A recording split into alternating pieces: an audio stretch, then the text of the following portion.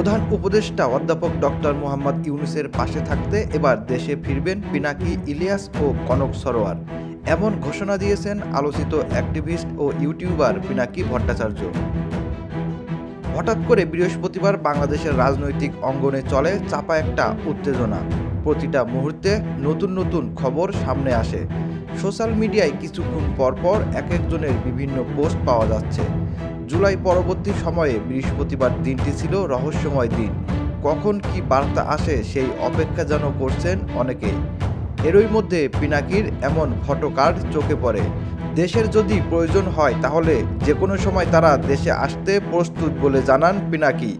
নিজের verified Facebook পেজে একটি ফটোকার্ড শেয়ার করেন পিনাকি। ওই কার্ডে লেখা ছিল, দেশের জন্য যদি প্রয়োজন হয় তাহলে প্রফেসর ইউনূসের পাশে দাঁড়ানোর জন্য পিনাকি ইলিয়াস কনক সরোয়ার একসাথে ঢাকা এয়ারপোর্টে ল্যান্ড করবেন।